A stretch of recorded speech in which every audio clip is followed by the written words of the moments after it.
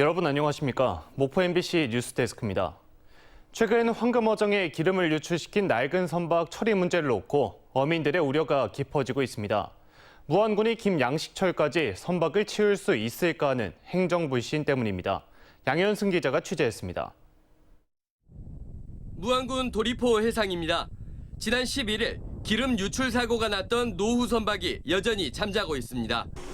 노후 선박 인근에는 지주식 김양식을 위한 기둥들이 수도 없이 박혀 있습니다.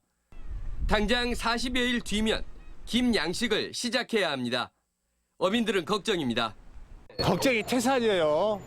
태산이고 불안스럽고 난리가 아닙니다. 어민들 지금요. 예. 기름 유출 사고가 난 지 2주가 지났지만 선박 처리 방향은 불확실합니다. 무안군이 선박 주인에게 제출하라고 했던 인양 계획서는 제출되지 않은 상태이고 인양 동의서도 작성되지 않았습니다. 다음 달 10일까지는 인양하겠다는 선주 측의 구두상 약속만 있을 뿐입니다. 선주가 8월 10일까지 약속을 했지만은 그 사람이 만약에 약속을 못 지킬 걸 대비해서 군에서 직접 처리했을 때 사업주 산출이라든가 계약 방법이라든가 여러 가지로 지금 검토 중에 있습니다. 보름가량 남은 시간 안에 선주 측이 인양하지 않을 경우 무안군은 행정 대집행을 통해서라도 배를 치우겠다는 입장. 하지만 행정 대집행 절차를 위해 이행기간 등을 명시한 계고장도 선주 측에 보내지 않은 상태입니다.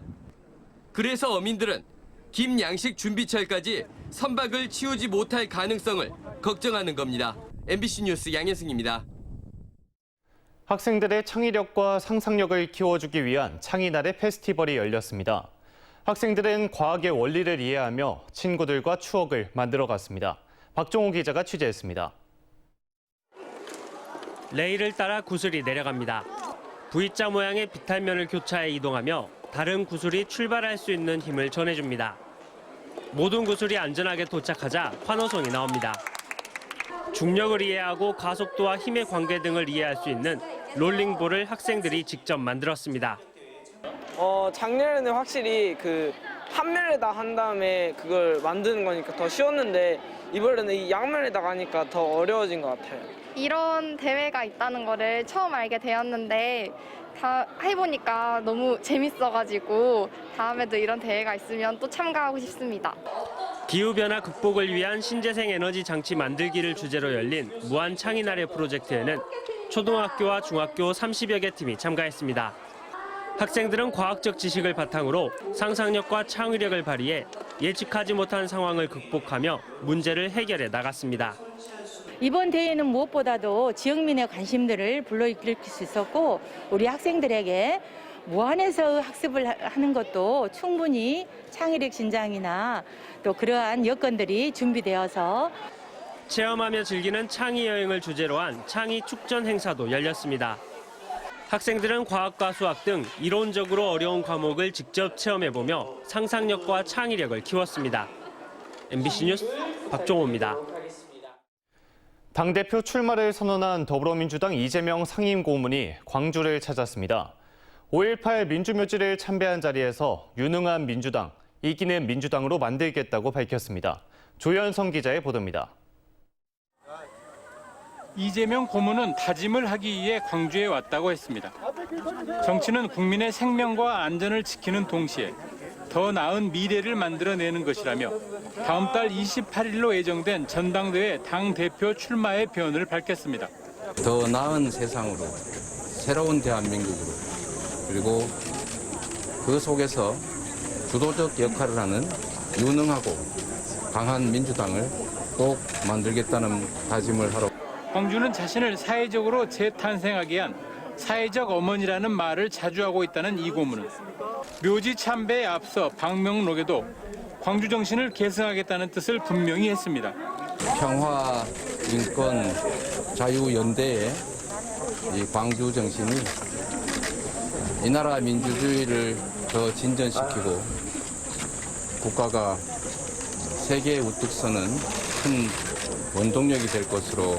주말에는 경남 김해 봉화마을을 찾아 고 노무현 대통령의 묘소를 참배한 이 고문은 5.18 묘지를 방문하며 영호남의 순회 일정을 마무리했습니다. 전당대회를 한 달여 앞두고 이재명 대세론에 대한 견제가 더욱 격화될 것으로 예상되는 상황에서 이재명 고문의 향후 행보에 관심이 쏠리고 있습니다. MBC 뉴스 조현성입니다. 전남 지역 코로나19 일일 확진자가 1,700명을 넘어서는 등 확산세가 이어지고 있습니다. 전남에서는 어제 하루 1,776명의 신규 확진자가 발생한 가운데 시군별로는 여수 365명, 순천 319명, 목포 238명, 광양 154명 등의 순으로 나타났습니다. 전남에서는 지난 일주일 동안 누적 1,600여 명, 하루 평균 1,500명대의 일일 확진자가 발생하는 등 재확산이 빠르게 이루어지고 있습니다. 공공산후조리원 비용 지원 등 전남의 출산 환경 개선을 위한 정책 확대가 필요하다는 주장이 제기됐습니다.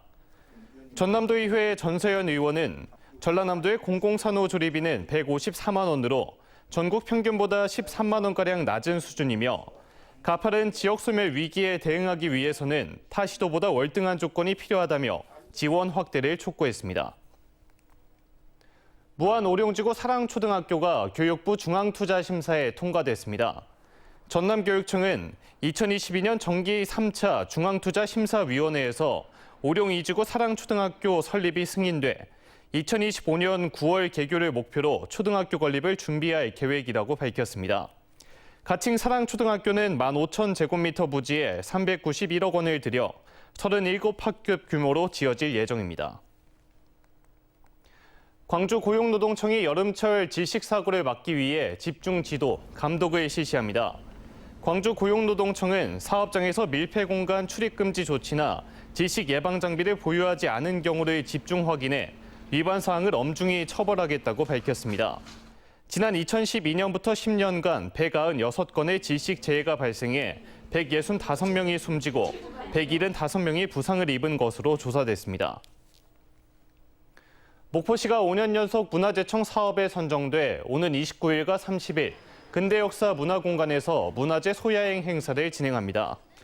이번 행사는 1897 도깨비 장터, 도자기 만들기 공방, 전통놀이 등 다양한 체험 프로그램이 진행되며 경동성당과 야외 무대에서는 가곡과 재즈 공연도 펼쳐질 예정입니다.